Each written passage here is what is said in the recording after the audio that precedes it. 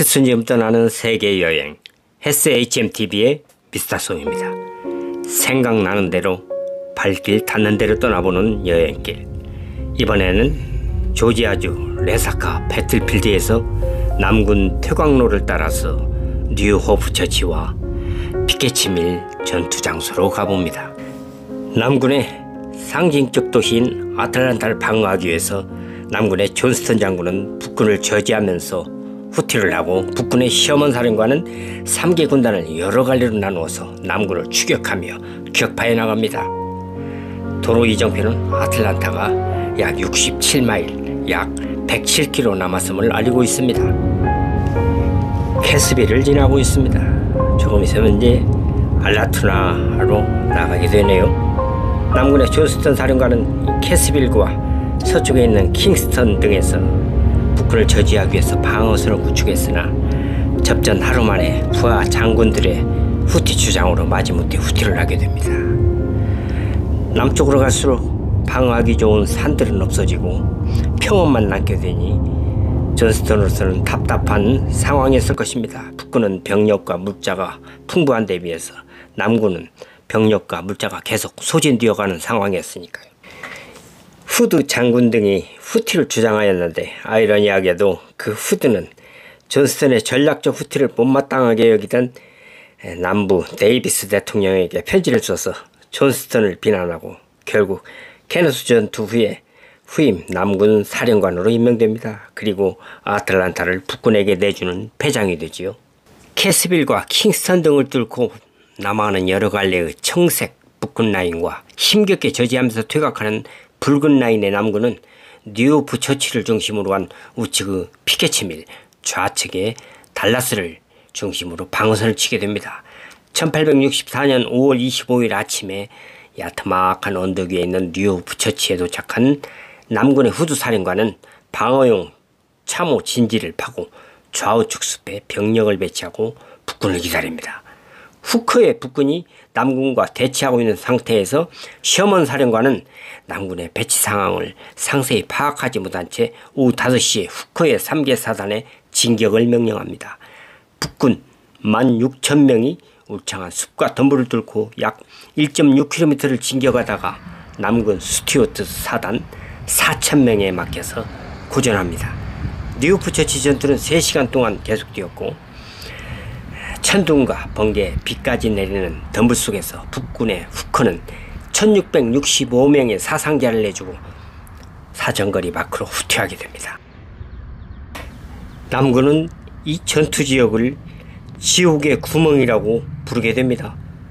남군 스튜어트군 사상자는 300에서 400명에 불과했다고 합니다. 남군의 모처럼의 승리였습니다. 주차장에 있는 교위 부속 건물 같은 그 건물이 당시에 뉴호프 처치였던 것 같습니다. 방어용 참호가 남아있죠. 길쪽에 교위 쪽에 자그마한 전쟁공원이 있습니다. 남북은 승전비 옆에 남군 방어용 참호진지 표지판이 있습니다. 참호진지 개념은 1862년 12월 13일 프레데릭스버그 전투로부터 구체화되었다고 합니다. 남군의 롱스트리트 군이 돌담을 쌓고서 북군의 17번의 공격을 막아냅니다. 당시 북군 사상자가 12,000명 중에 돌담 공격 중의 사상자가 8,000명이었다고 합니다. 남군 사상자 5,000명 중에 돌담 방어로 손실 입은 병사는 약 300명 미만이었다고 하니까 이때부터 야전 축성이 본격화되었다고 할 수 있겠습니다. 이러한 참호 형태는 1, 2차 세계대전 때는 더욱 견고한 형태로 운영됩니다. 영화에서 많이 나오는 참호 장면이죠.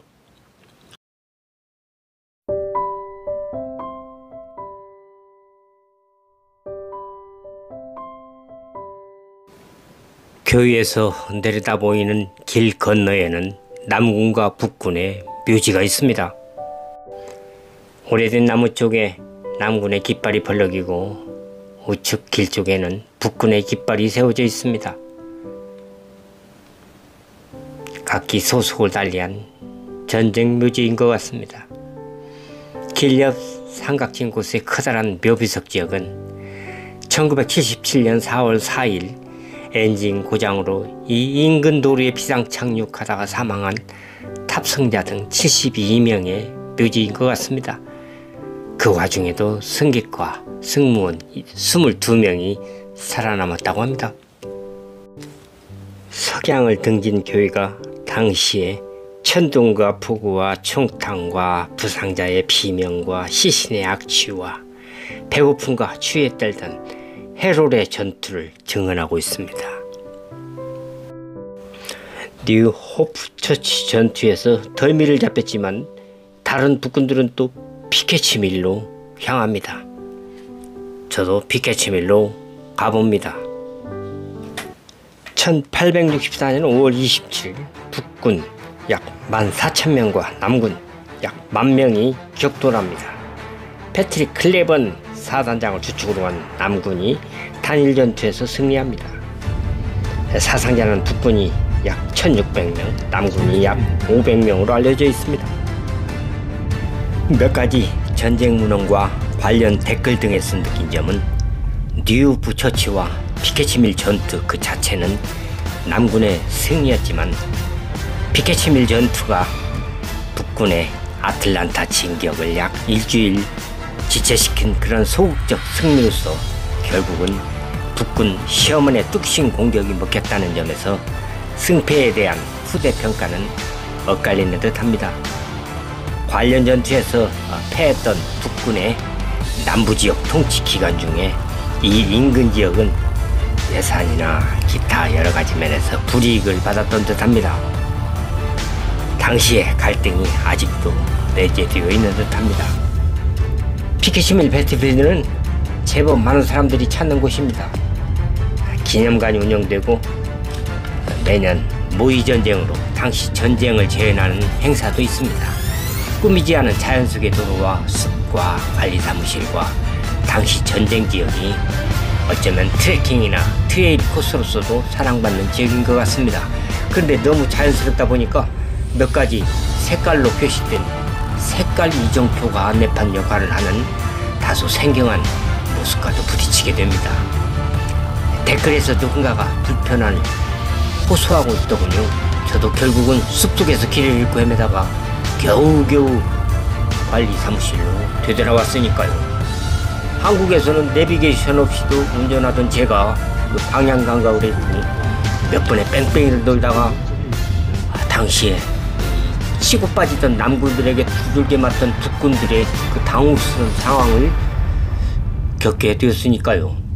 관리사무실은 폐쇄되고 산속에 방문자는 저 혼자만 덩그러니 남는 상황이었던 것 같습니다.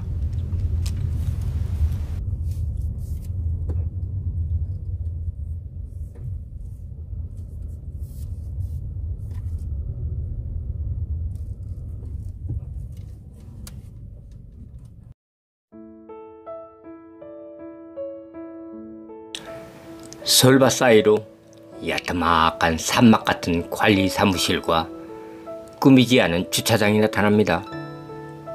관람료는 성인 $6입니다. 사무실 내에 작은 기념 박물관이 있습니다.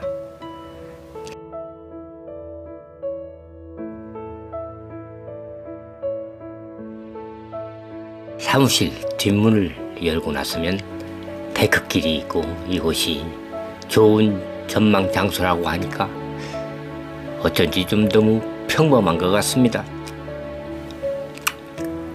관광지도에 라인 색깔로 각 코스가 나뉩니다. 빨강, 파랑, 하얀색이 함께 있으면 겹쳐지는 코스입니다. 코스 트레킹 난이도가 다 다르죠. 중요 방문지역은 서로 겹치는 부분이며 작은 개울, 크리크와 밀밭과 옥수수밭 개활지역이 주요 전투 장소였던 것 같습니다. 하키 스틱, 마치 하키채 같은 나무도 있군요.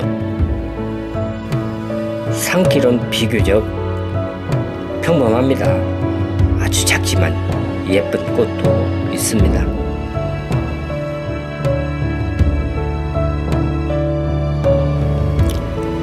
1864년 5월 26일 셔먼은 여러 사단을 움직여서 피켓치밀 등으로 전진시키면서 교전을 계속합니다. 5월 27일 셔먼은 남군 존스턴의 측면 공격을 시도하다가 남군포로 50명을 사로잡죠. 그러면서 약간의 오판을 하게 되는 것 같습니다. 북군의 토마스와 하워드가 계속 피켓치밀에서 전진 중에 남군 십자포화에 노출되는 그 밀밭 들판을 발견하고 부대를 6개 노선으로 쪼개서 숲이 울창한 지역을 통과시킵니다. 그러다가 남군의 존스턴 사령관이 이를 미리 예측하고 배치한 클레번 사단의 매복에 걸려서 아주 혹독한 패배를 맛보게 됩니다. 북군 사상자 약 1600명이고 남군 사상자는 448명이었다고 합니다. 당시 피켓치밀 전투 현장엔 북군이 약 14,000명, 남군이 약 10,000명이 있었습니다. 당시 북군 오하이오 한 부대는 22명 중에서 20명이 사망하고 또 한 부대는 400명 중에서 203명이 사망했다고 합니다. 남군과 북군은 또 다른 전투적인 달라스 동쪽 숲에서 서로 대치합니다. 이곳에서 결정적인 전투는 없었으므로 셔먼은 철도를 장악하기 위해서 동쪽으로 이동을 하지요. 약간의 그 전투가 벌어졌던 장소는 현 폴딩 카운티 고등학교 자리라고 합니다. 1864년 5월 18일 달라스 전투에서는 북군 사상자 379명, 남군 사상자 1000명에서 1200명으로서 북군의 승리로 기록됩니다. 1864년 5월 25일부터 5월 28일까지 비교적 광범위한 3개 지역에서 거의 동시다발적으로 전개된 전투에서 남군은 뉴 부처치와 피켓치밀 전투에서 승리하고 달라스 전투는 북군이 승리를 합니다. 패배에도 불구하고 더 강해지고 사기가 오른 셔먼의 북군은 이제 아틀란타로 가는 길목인 케네소와 마리에타로 향합니다. 케네소 배틀필드 현장으로 가보도록 하겠습니다. 지금까지 시청해주신 여러분 대단히 감사합니다.